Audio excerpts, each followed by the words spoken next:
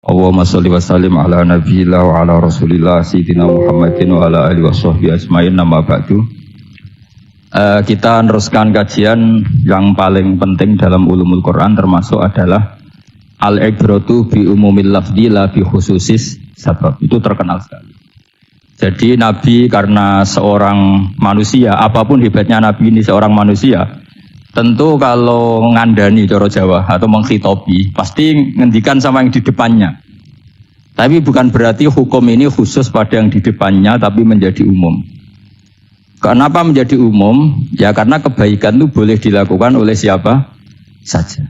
Misalnya Rasulullah ngendikan sama Mu'ad, ya Mu'ad inni uhibbuka fala tada'anna dubura kulli sholatin. Wa fi riwayatin faqul fi duburi kulli sholatin Allahumma a'inni ala zikrika wa syukrika wa husni ibadatik. Itu jelas kalimatnya Nabi, ya Mu'ad, saya mencintai kamu. Maka jangan pernah engkau tinggalkan setelah sholat kamu membaca Allahumma a'inni ala zikrika wa syukrika wa husni ibadatik. Ya Allah, tolonglah kami supaya selalu mengingat engkau ala zikrika dan mensyukuri nikmat engkau, dan tolong kami selalu beribadah kepada engkau. Lalu kalau melihat asbabil wurud, kalau dalam ilmu hadis biasanya disebut asbabil wurud, kalau dalam ilmu Quran disebut asbabin nuzul, tentu yang didhawuhi itu ya Mu'ad. Tapi Anda tidak boleh begini, saya tidak wiridan itu, yang disuruh Nabi kan Mu'ad, saya kan tidak Mu'ad. Itu tidak boleh seperti itu. Makanya kita tidak boleh terlalu tekstual, karena tadi resikonya Anda tidak mengikuti kaidah al-ibratu bi umumil lafzi la bi khususi sabab. Sebab itu saya tadi di kantor rektorat ya Pak Ordas ya, bilang nanti untuk kajian yang di kantor rektorat pakai kitab Syajaratul Ma'arif, karena kitab itu juga yang sekarang dalam proses penerjemahan saya dengan Pak Quraisyab di PSG, yang di sini pakai kitab Itqon. Nanti mulai bulan depan, karena saya dipaksa untuk meneruskan. Ini sudah kayak Tuhan saja maksa-maksa. Itu pakai kitab Itqon. Nanti babnya tak kasih yang mendesak untuk diketahui. Termasuk apa? Al-ibratu bi umumil lafzi la bi khususi sabab. Sehingga di Quran misalnya begini, ada cerita begini. Nabi Isa itu bilang begini, saya ini siapa? Saya ini adalah orang, kata Nabi Isa, wa ja'alani mubarakan aynama kuntu. Saya adalah orang yang di mana-mana itu memberi berkah, memberi manfaat kepada siapa saja. Itu jelas tentang Nabi Isa. Tapi oleh ulama dikasih judul yang umum, babu nafil ibad bikullil bilad. Bab bahwa seseorang harus bermanfaat hidup di mana saja, kapan saja. Meskipun itu Allah cerita tentang Nabi Isa. Tidak bisa kamu bilang itu kan Isa, saya kan tidak Isa. Tidak bisa seperti itu. Isa adalah ibaratun an ahlil khairi. Isa adalah figur orang baik. Tentu yang dilakukan baik. Tentu kebaikan boleh ditiru siapa saja. Jadi sehingga nanti pada akhirnya nama-nama yang disebut Allah di Quran itu kalau nama orang baik tentu kita boleh ikut. Paham ya? Kalau nama orang buruk tentu kita tidak boleh ikut. Ya gitu aturannya. Sehingga tadi ada al-ibratu bi umumil lafzi la bi khususi sabab. Jadi yang jadi pegangan adalah standar kalimat umum dengan pemaknaan yang ditentukan ulama. La bi khususi sabab, tidak terkait sebab itu. Misalnya yang paling masyhur tentu dalam hadis Madinah itu kira-kira kan utaranya Mekah ya, kira-kira ya. Utaranya Mekah apa selatannya? Utaranya kayak, utaranya. Dulu penduduk Madinah itu kalau bikin kloset itu, pokoknya kalau qada'ul hajat itu menghadap ke utara atau selatan. Terus kata Rasulullah, kalau kamu sedang qada'il hajat, sedang buang kotoran tuh jangan menghadap Ka'bah, juga jangan membelakangi Ka'bah. Itu Nabi redaksinya unik, walakin syarriku aw gharibu. Tetapi kamu menghadap barat atau menghadap timur. Itu semua riwayat walakin syarriku al-gharibu, tapi kamu menghadap barat atau timur. Nah, artinya apa? Kata syarriku al-gharibu adalah bin nisbat di ahli Madinah, karena orang Madinah posisinya di utara Mekah. Sehingga kalau menghadap utara atau selatan berarti menghadap Ka'bah atau membelakangi Ka'bah, dan itu tidak boleh dalam proses qada'il hajat. masbuk kotoran. Terus Nabi memerintahkan menghadaplah ke barat atau ke timur. Nah, al-ibratu bi'umil lafzi la bi khususi sabab juga direvisi oleh ulama begini, kecuali sebab itu ada ilat. Maka kalau demikian yang dimenangkan ilatnya bukan teknya. Saya ulang lagi, yang dimenangkan ilatnya bukan teknya. Kayak tadi di hadis itu kan Nabi ngintikan apa? Tetapi menghadaplah barat atau menghadap ke timur. Tentu orang Indonesia malah kalau itu kebalikannya. Orang Indonesia kalau ke barat atau ke timur kan malah menghadap Ka'bah atau membelakangi. Di sini pentingnya ijtihad. Dan ijtihad ini lazim, bukan harus Imam Syafi'i atau Imam Malik. Semua orang normal pasti tahu proporsi kalimat tadi. Karena ada aturan al-hukmu yaduru ma'ilatihi wujudan wa adaman.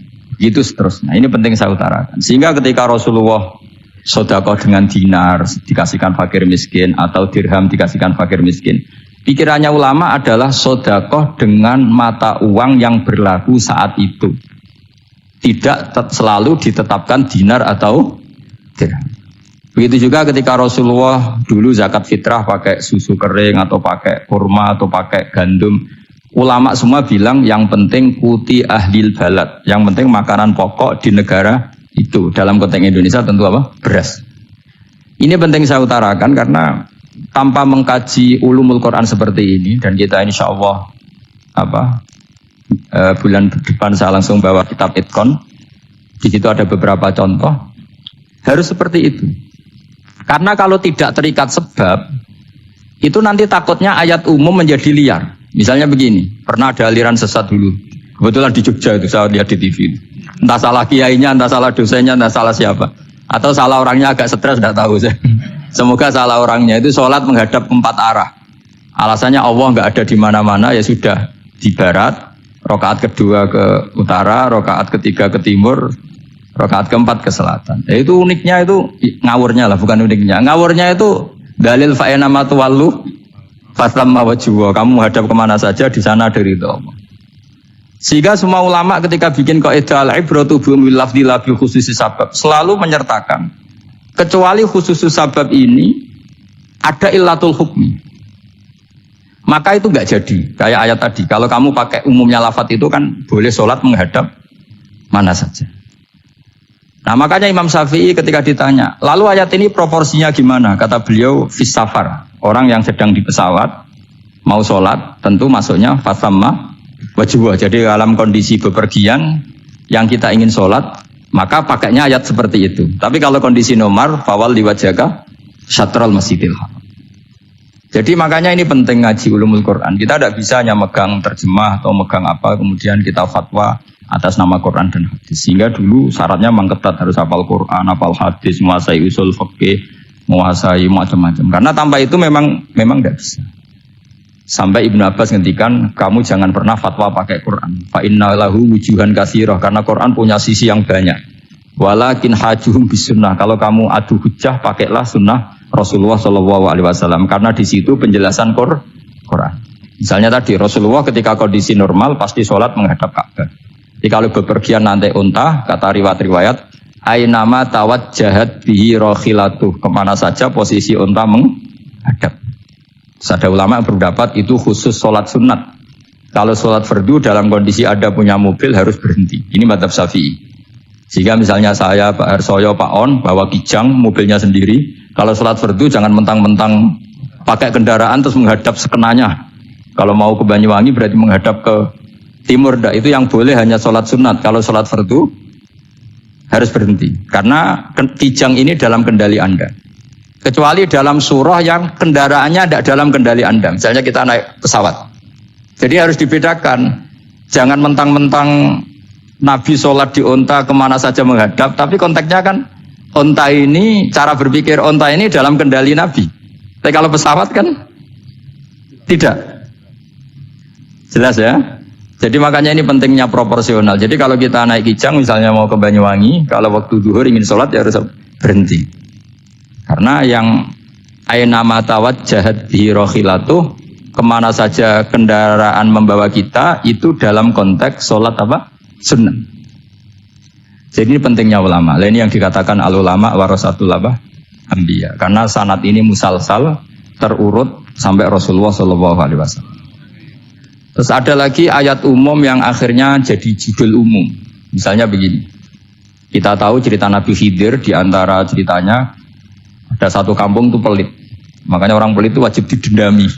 Karena Nabi pun itu baik-baiknya orang. Kalau sama orang pelit tetap dendam. Karena buruk-buruknya orang itu orang pelit. Tahu kan alamatnya orang pelit? Qoribun minan nar, ya dekat-dekat neraka itu kata-kata. Kalau al-bakhil qoribun minan nar, ba'idun minal jannah. Jadi kalau sama tanya alamatnya ya dekat-dekat neraka. Singkat cerita, Nabi Musa dan Nabi Khidir itu kecapean sekali masuk satu kampung. Karena saking kecapean, lapar, minta kampung itu menyediakan makanan. Istatama itu mereka minta makan, saking laparnya, saking karena di perjalanan yang melelahkan. Istatama ahla fa'abau ayyudayyifuhuma. Tapi kampung situ kampung pelit. Jika semuanya tidak mau yang ngasih apa? Makan. Tapi pas mau keluar dari kampung, ada tembok, ada kayak prasasti itu, yang mau roboh. Yang mau apa? Roboh. Terus sama Nabi Khidir, tembok yang mau roboh ini ditata jadi baik lagi. Nabi Musa kata Nabi Musa, kok kurang pegawaian mau medit, pagri urusi. Jadi makanya dendam sama orang meditnya agak sunat.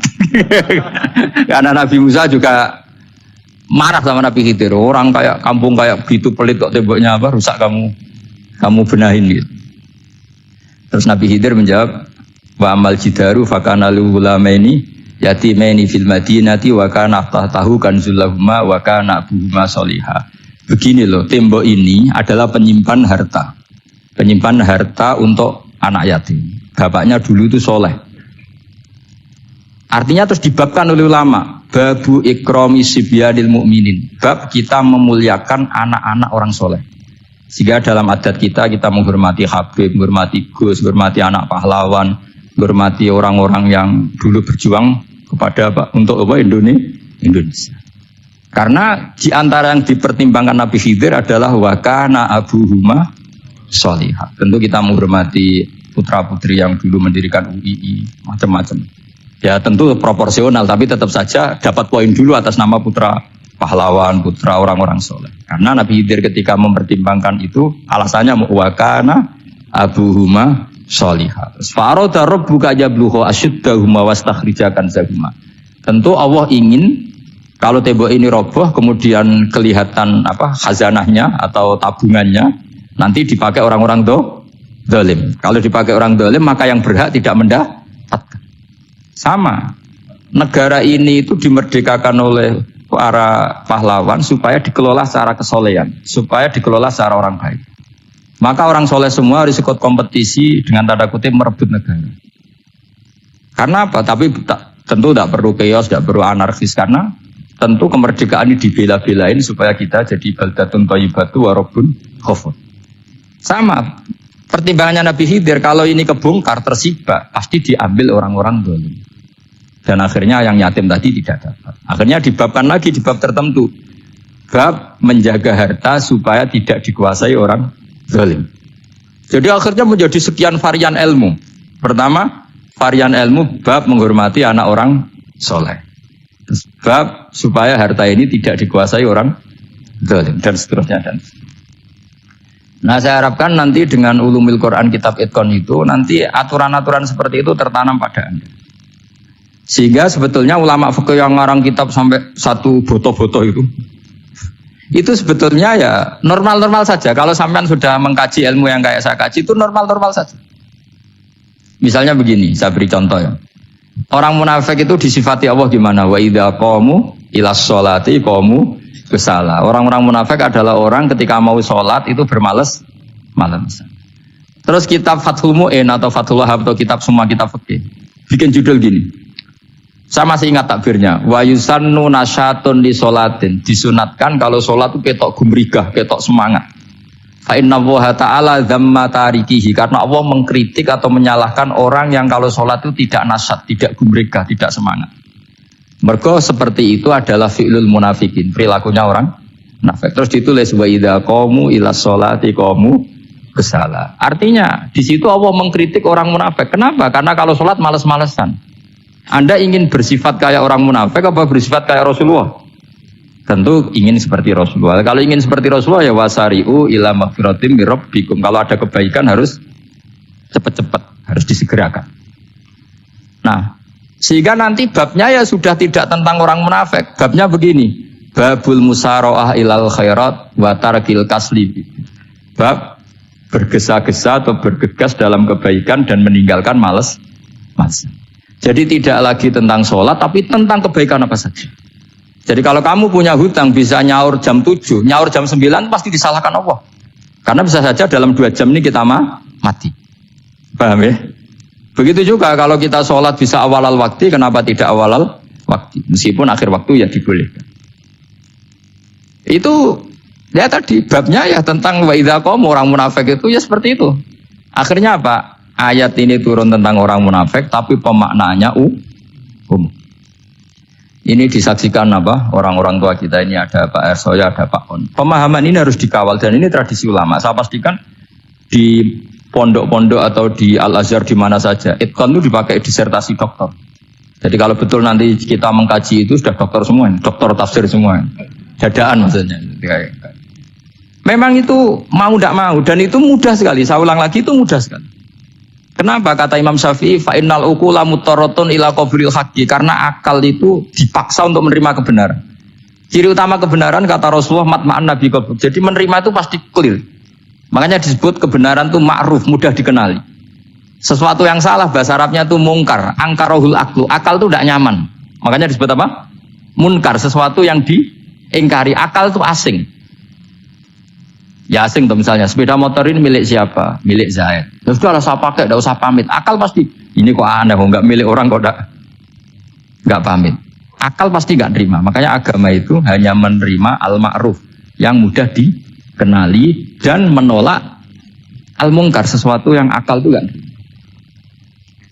Jadi Imam Bukhari ketika ditanya, kenapa kamu salim itu bisa mensarai sanad-sanad Rasulullah? Kata beliau, kalau kamu akalnya normal itu ya gampang saja. Terus ditanya, contohkan. Beliau contohnya begini. Pernah surahul hadis. Para pensarah hadis itu habis otaknya. Gara-gara Imam Bukhari bikin judul begini.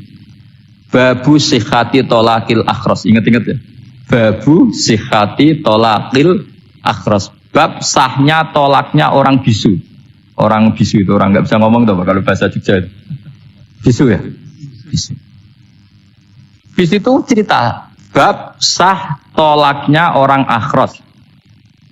Ternyata apa? Sekian riwayat yang dipakai itu begini. Ana wa kafilul yatim kahataini fil jannah. Nabi pernah ngintikan saya dan yang merawat anak yatim kahataini fil jannah. Wa asyara bi musabbihatihi wal wusta. Pokoknya Nabi ngintikan begini. Paham ya? Maksudnya apa? Betapa yang rawat anak yatim itu sangat dekat dengan apa? Dekat dengan Nabi di apa? Surga. Terus hadisnya berikutnya, Aisyah sholat lama, terus ditanya orang di tengah-tengah sholat, Aisyah kenapa sholat lama? Fa'asyarat nahwas sama. Kemudian Aisyah memberi isyarah nahwas sama. Ternyata saat itu gerhana apa? Mata. Itu surahul hadis bingung semua. Ini cerita tolaknya orang bisusah kok ngelantur kemana-mana. Ternyata maksudnya Bukhari begini, maksudnya Imam Bukhari. Penjelasan yang namanya tolak itu kan sihot, ya sihot, tahu sihot akad lah kalau dalam bahasa Jogja mungkin. Kalau kamu nikah kan angkah tuka wazawazwa terus bilang apa qabil tu nikahha wa taswiyah. Terus kalau kamu menceraikan istri kamu bilang kamu saya ceraikan. Yang dikatakan sihot itu adalah ekspresi atau implementasi dari sesuatu. Misalnya kamu ingin tolak, bilang saja tolak. Kalau kamu ingin muji orang, bilang saja begini. Pasti itu maknanya muji. Kalau ingin mencemooh bilang begini. Nah, artinya gini, kalimat itu bisa diganti isyarah. Saya ulang lagi, kalimat itu bisa diganti. Buktinya Nabi mengisyaratkan saya dekat bilang begini. Paham ya? Aisyah bilang gerhana hanya bilang begini. Nah, kalau begitu orang yang bisu ya punya cara menceraikannya. Dia cukup melakukan isyarat. Yang isyarat itu pasti difahami sebagai cerai. Artinya kalau orang memahami Quran hadis seperti itu, hal-hal yang mungkin nggak terlintas dalam pikiran Anda, ternyata itu jadi dalil. Artinya apa? Rasulullah yang bisa ngendikan saja kadang menjelaskan sesuatu pakai isyarah. Nah, dengan demikian terus jadi rumus al-isyarah al-mufhimah bimanzilatin nutqi. Isyarah yang memahamkan sama dengan ucapan. Sehingga ini pengganti ijab qabul. Nah, itu cara-cara memahami istihad, memahami Quran dan hadis. Caranya gimana? Kita harus belajar ulumul Quran. Ya, perangkat yang dipakai seluruh dunia termasuk kitab Itqan itu. Dan kitab Sajaratul Ma'arif itu yang saya kaji dan dikaji seluruh ulama di dunia. Karena saya tidak biasa ngaji tanpa kitab-kitab yang perlu kita kaji. Saya sendiri itu bisa seperti ini ya barokahnya kitab-kitab itu. Jadi gak terlintas tapi ya tadi. Rasulullah yang bisa ngendikan saja sering iktifa, sering ngalap cukup dengan apa? Isyarah. Oh kalau gitu berarti al-isyarah bimanzilatin nutqi. Isyarah itu sama dengan ijab dan qabul. Apalagi ini orang akhros, orang bisu yang nggak bisa ngomong. Lalu kalau tolak kayak apa, kalau nikah kayak apa? Ya, tapi Imam Bukhari itu uniknya tadi bikin judul babu sihati tolakil akhros, kemudian cerita anak wa kafilul yatim. Nah, itu kalau orang kan nggak sambung, ini sambungnya di mana? Kok malah cerita anak yatim? Ternyata kata kuncinya kahata ini seperti ini dan orang paham sangat sangat. Makanya hati-hati dengan isyarah karena kalau itu betul mengganti lafaz, berarti Anda kalau nyuwun sewu melafatkan tolak terganti isyarah, ya agak masalah gitu. Tapi semoga enggak. Istri satu dicerai nanti nggak punya istri nanti malah repot. Tapi ini kan saya cerita ilmu saja. Ya saya cerita apa? Cerita. Jadi kalau ada orang bilang semua yang ada di dunia itu ada di Quran. Itu caranya ya seperti ini. Jangan kayak orang-orang yang terlalu tekstual. Karena kalau seperti ini pasti semua ada di dunia itu ada di Quran. Karena cara pemahamannya seperti ini. Saya sering ditanya kenapa bumi ada likuifaksi macam-macam. Memang dari Quran bayangannya Quran seperti itu. Amin tuman fis sama ayyaksifa bikumul ardo fa idahiyya tamur. Memang dari awal Allah bikin bumi ini potensinya malah likuifaksi. Potensinya itu melumer. Tamur itu memang maknanya melumer. Dan ketika Allah nyifati bumi wal ardi dzatis sod, sod itu maknanya pecah. Dan Allah tidak sekedar mengatakan pecah, dzatis sod sifat dasar bumi itu mudah pecah. Jadi kalau dzat itu sifat dasar. Jadi meskipun Quran tidak meneliti spesifik kayak para ahli gempa, tapi dari awal Allah ngendikan bumi itu dzatis sod wal ardi dzatis sod. Bumi adalah berkarakter pecah. Kenapa berkarakter pecah? Karena dari awal bumi ini lempengan-lempengan. Di Qurannya dijelaskan gitu. Wa fil ardi qita'um mutajawirat. Bumi ya kelihatannya banyak, kelihatan satu, sebetulnya dari qit'ah, dari potongan. Nah, qit'ah itu jamaknya qita'. Terus disebut mutajawirat, saling berdampingan. Kalau dalam bahasa Arab berdampingan itu berarti sel-selnya beda. Kalau bahasa Arab bilang sesuatu yang bercampur namanya mukhalatoh, jadi satu.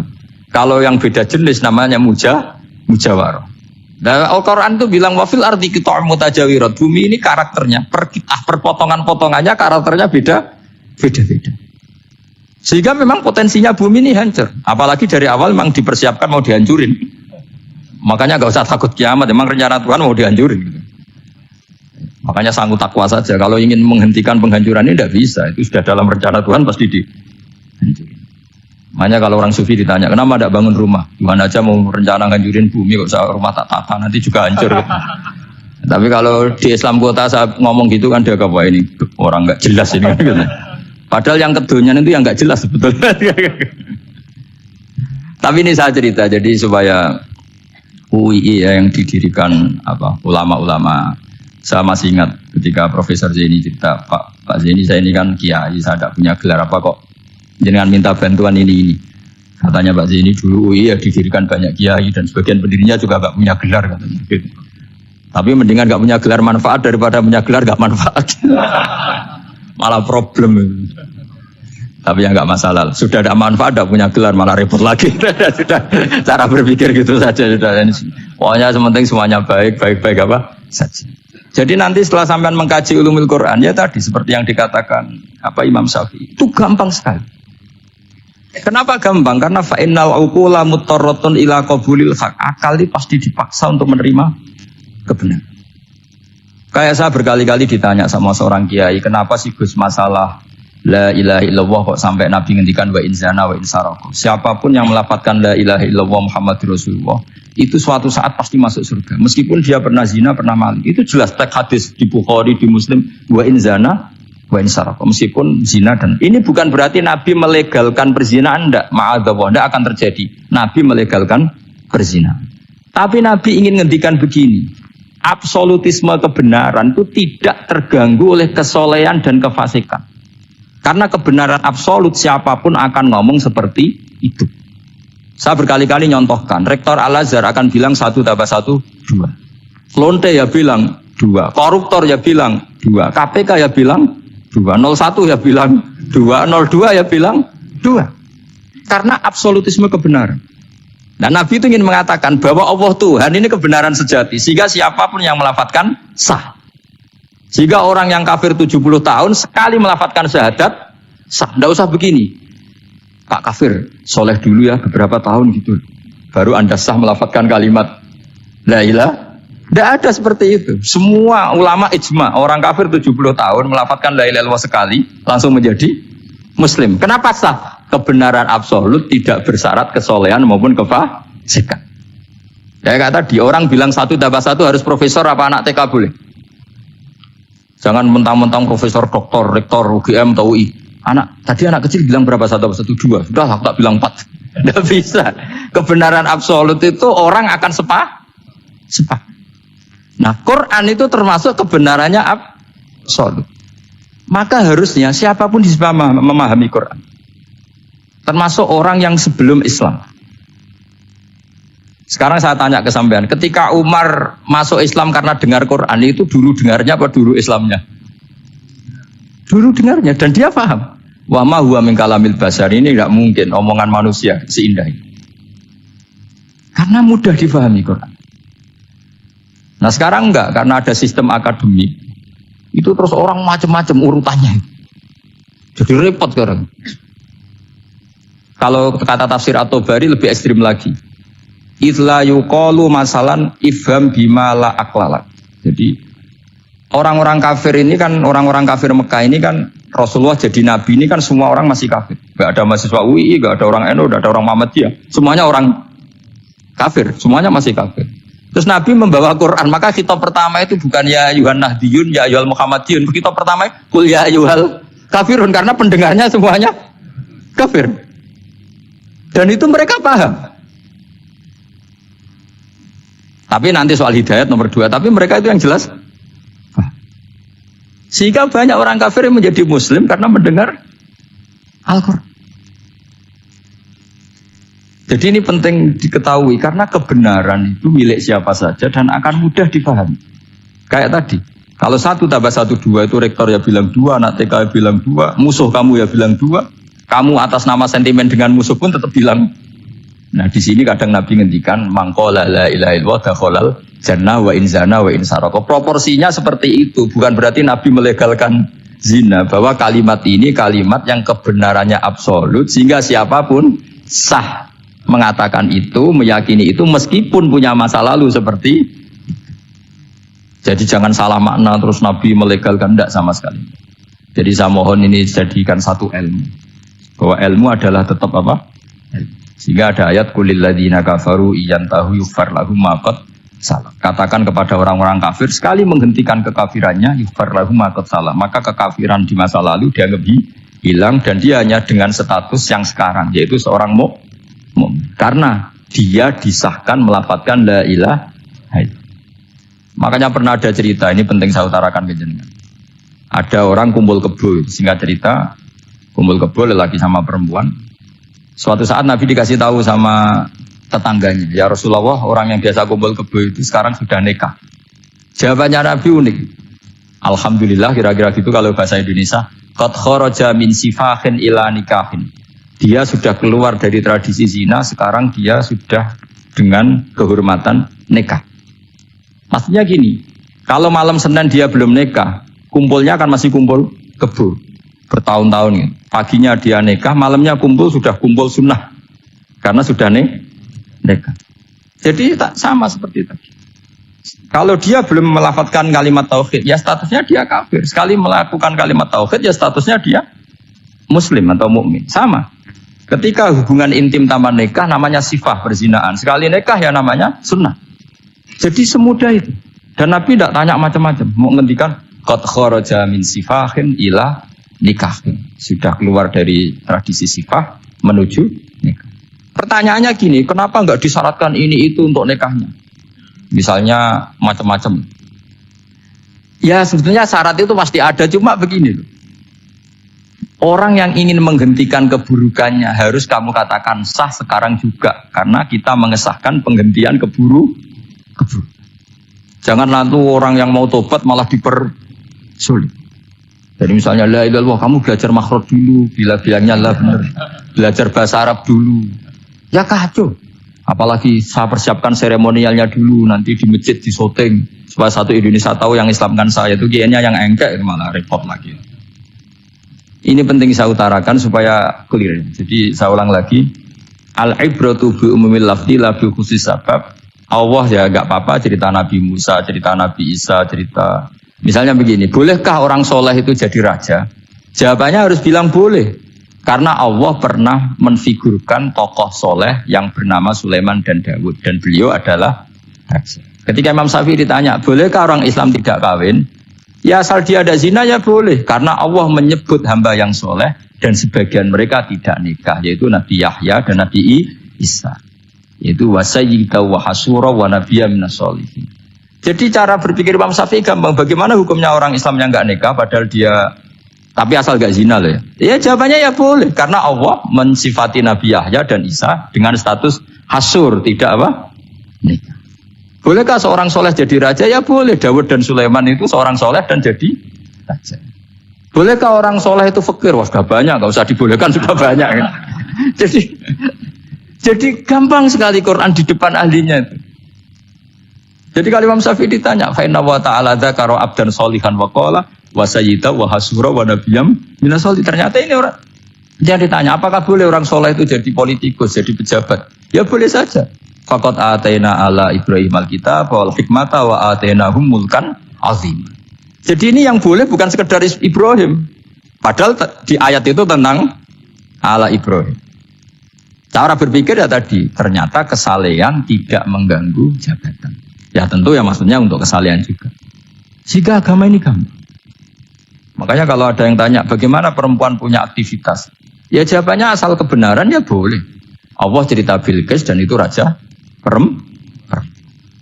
Di hadis banyak kecakapan Aisyah memimpin, macam-macam. Jadi gampang saja. Nah, kenapa sekarang banyak orang berdebat tentang Quran dan nyuwun sewu sampai pada level gontok-gontokan ekstrim? Karena mereka nggak mau belajar ulumul Quran. Kegiatannya debat tukaran. Dan yang bingung kita, yang waras ngalah lah kira-kira gitu. Ini nggak pernah ngaji Quran, gegernya. Ya kacau. Ada ulumul Quran, jadi yang namanya kitab Al-Itqan. Dan itu dibukukan oleh ulama. Dan gampang sekali.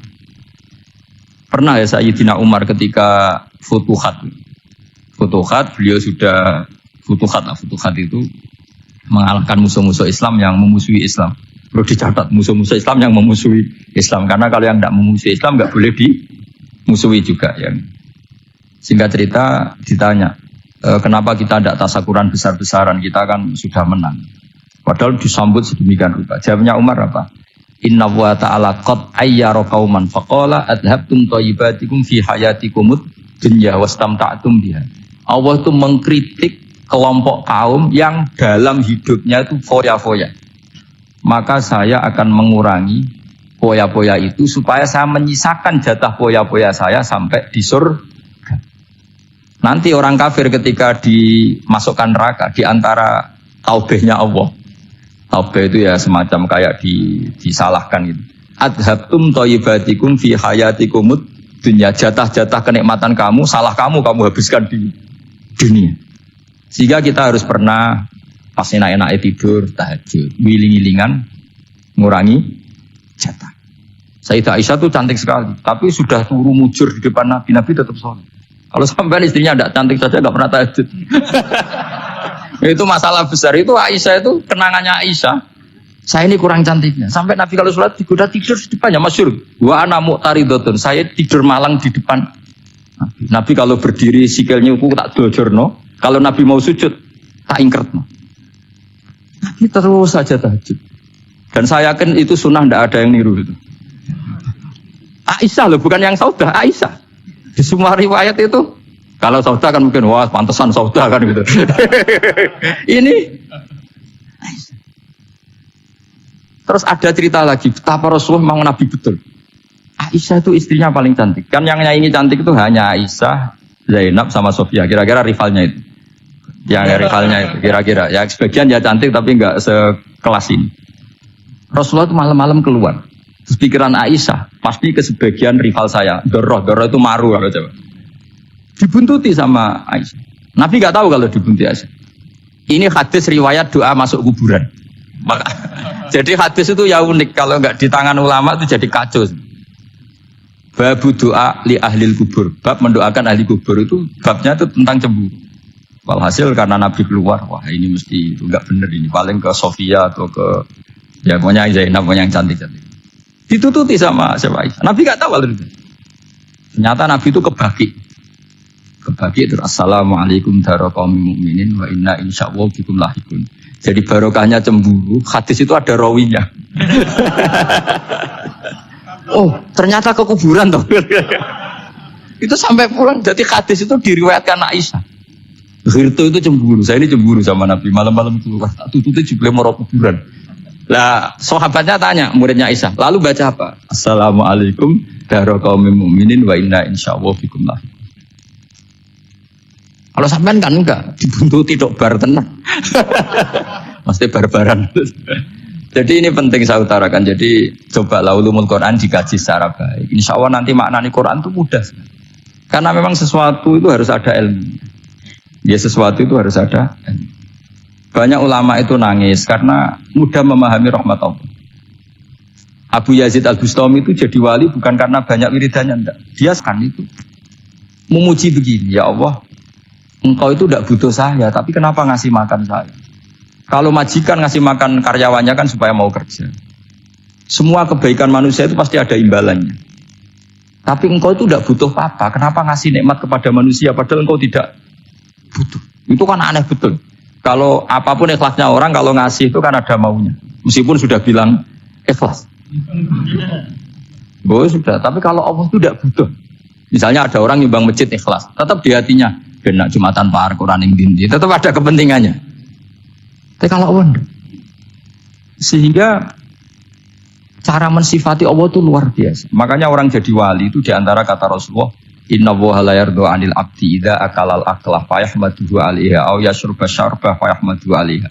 Allah itu sangat ridho. Orang jadi wali itu kan diridani Allah. Allah itu sangat ridho kalau seseorang makan kemudian dia muji Allah. Coba apa hebatnya Donald Trump kalau gak makan ya lemes mati. Apa hebatnya presiden seluruh dunia kalau gak makan ya lemes mati. Orang yang katanya paling top di dunia itu gak makan kangkung nyatanya ya lemes. Hebatnya di mana? Yang kita puji-puji hebat, ternyata kalau nggak makan itu lemes. Pak Rektor nggak makan lemes, apalagi Pak Onwel nggak makan lemes. Hebatnya apa coba? Nah, terus kelihatan wa khuliqal insanu dhaifa. Makanya ketika Allah mengingatkan orang yang menyembah Isa, Allah hanya menghentikan gini, kana yakulani to'am. Isa dan ibunya itu makan. Maksudnya kalau nggak makan itu ya lemes. Kamu kebayang nggak punya Tuhan terus? Pak Tuhan, jangan lemes, monggo dariin ya. Kayak apa? Malunya kita punya Tuhan kalau nggak makan apa? Lemes. Terus nanti cerita, alhamdulillah tadi Tuhan mampir sini. Tadi lemes lah tak kasih makan, bergas lagi. Makanya Allah kritiknya mesti sederhana. Karena ya kula anitoa. Kok kamu Tuhan kan gimana? Ini kalau nggak makan itu. Ini makanya Allah ngintikan wa khuliqal insanu dhaif. Sehingga banyak para wali itu dekat Allah ketika makan.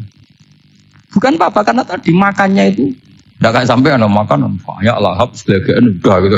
Itu tidak setiap makan, ya Allah betapa lemahnya saya. Yang katanya rektor, yang katanya profesor, katanya orang alim kiai, katanya pengurus NU, pengurus Muhammadiyah. Ternyata kalau tidak makan lemes. Kerennya di mana lemes? Sehingga terus tawadu, terus macam-macam. Jadi ini penting. Jadi Allah mengingatkan manusia itu dengan makan tadi. Makanya Rasulullah ngendikan Allah itu sangat ridho seseorang yang setiap makan muji Allah. Tapi sekarang orang makan tuh banyak yang enggak menjiwai. Karena ada aturannya sebetulnya, ngunyahnya sampai sekian kali. Ya, tapi sekarang kan sudah ada seperti itu. Makanya sekarang wali sudah nggak banyak. Pendaftarnya juga sudah ada banyak. Apalagi orang-orang intelek itu sudah agak tertarik daftar wali. Memangnya kalau sudah jadi wali dapat uang, malah repot lagi kalau itu. Tapi ini saya cerita orisinilnya ilmu Quran. Ketika Allah mengkritik Isa itu hanya ketika dituhankan maksudnya. Itu hanya dengan kalimat kana yakulan itu Isa dan ibunya sama-sama. Dan ketika Allah memuja Rasulullah SAW dan para nabi, itu pujaannya itu aneh. Wa ma arsalna qablaka minal mursalin illa innahum la ya'kuluna ta'ama wa yamshuna fil aswaq. Saya tidak pernah menugaskan para rasul kecuali mereka itu ya makan dan jalan-jalan di pasar. Saya sampai sekarang hampir tiap minggu itu jalan-jalan ke pasar sama anak. Meskipun saya di Rembang betul gede itu, tapi biasa jalan-jalan ke pasar. Karena apa? Kata Rasulullah Muhammad, Isa itu sampai dituhankan, itu gara-gara jarang makan. Terus orang memitoskan macam-macam. Rasulullah itu kalau makan itu di depan umum, sering di luar rumah. Supaya kelihatan kalau beliau itu manusia. Jadi makannya Nabi adalah nafyun li uluhiyati. Perlu dicatat Nabi Muhammad jadi Nabi setelah dengan tanda kutip tragedi Isa dituhankan. Karena Rasulullah jadi Nabi setelah tragedi Isa dituhankan, maka sisi manusianya itu diperlihatkan. Sampai kalau makan tuh di depan umum. Tapi enggak marung di KFC, enggak ada dari wajah itu. Di depan umum. Nah, karena kepentingannya itu sehingga makanya Nabi ini ibadah yang luar biasa karena menunjukkan sisi kemanusiaan yang akan aman, tidak akan dituhankan. Paham ya? Sama. Seperti kita misalnya kiai atau pejabat. Makan saja enggak apa-apa. Tunjukkan kalau kita manusia, kalau enggak makan lemes. Dan kalau itu terus dalam hati kita, insya Allah kita orang yang mengiman. Pikirannya itu kayak Fir'aun. Dan di antara kesalahan Fir'aun adalah faqala ana rabbukumul a'la, bahwa saya bisa mengendalikan kalian semua. Maka dalam ilmu tasawuf yang pertama harus dihilangkan adalah sifat anani, bahwa karena saya. Tapi kalau orang mau jadi wali atau orang dekat Allah, kenapa saya sering menyebut kata wali? Sebenarnya khazanah wali itu ada di Quran. Ala inna awliya Allahi la khaufun alaihim wa lahum yahzanun. Cuma orang kota senangnya bakas intelektual. Wong desa senangnya bakas wali. Akhirnya banyak orang yang enggak wali modus pura-pura wali terus nipu orang. Jadi sama-sama ada korban. Yang intelektual juga sama. Seakan-akan lebih intelek dibanding wali ini. Makanya saya supaya bahasa intelektual ya ada di Quran, maksudnya terjemahannya ada, bahasa wali juga apa? Dan kadang orang jadi wali itu melakukan hal-hal yang kecil, yaitu merasa doif saat apa? Makan.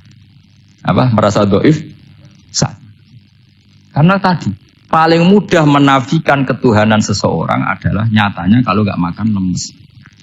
Paling mudah mendoifkan manusia yang katanya presiden superpower pun kalau nggak makan. Apa artinya kehebatan manusia yang sehatnya bergantung nasi satu mangkok? Kerennya di mana coba? Presiden kondang bisa pengaruh seluruh dunia. Jajal gak mangan sedino. Lemes. Berarti hadar rojul lelaki ini bergantung satu mangkok nasi. Hebatnya di mana coba? Makanya ada seorang raja angkuh datang ke seorang ulama. Saya raja bisa mengendalikan dunia. Kata ulama, tanya gini. Andaikan kamu tidak bisa minum, kemudian harus bisa minum kalau orang menukarkan kerajaan kamu. Kamu boleh minum, asal kamu tidak jadi raja. Apa kamu kasihkan kerajaan kamu ketika kamu harus minum dengan cara seperti itu? Misalnya di tengah belantara, kalau di Arab kan sering ada apa? Sahara itu ada padang pasir. Terus kata raja itu, ya saya milih minum. Kalau saya tidak minum mati, mendingan tidak punya kerajaan. La tafrah bimulkin la yusawi apa? Kak sama. Kamu jangan bangga dengan kerajaan yang nilainya tidak ada dengan segelas. Baru dia sadar ternyata. Jadi kamu jangan bangga dengan satu kerajaan yang bahkan akan kamu tukarkan dengan segelas. Artinya pertanyaannya gini, kerajaan yang kamu bisa mimpin ini ditumpang air apa ditopang keangkuhan Anda? Sebenarnya ditopang air. Karena sekali Anda tidak minum, tidak bisa jadi raja, terus lemes, diobat no. Sama presiden juga gitu. Kalau nggak makan, nggak minum, terus sakit, stroke, nggak bisa jadi presiden. Artinya ternyata betapa manusia ini bergantung dengan suatu yang remeh, yaitu makan, minum, makan, minum. Nah di sini ini kenapa Quran menyebut para nabi itu apa? Illa innahum la ya'kuluna ta'ama wa yamshuna fil aswaq. Kalau kamu tidak memahami seperti ini kan terus kayak Quran kok ngomong hanya gini kok, kayaknya kelasnya kok nggak intelek gitu. Cara pandang nggak seperti itu, paham ya? Jadi supaya lebih memahami Quran dan kamu akan lebih tasdik kepada Quran sebagai kalam Allah yang pegangan kita semua. Saya kira demikian. Assalamualaikum.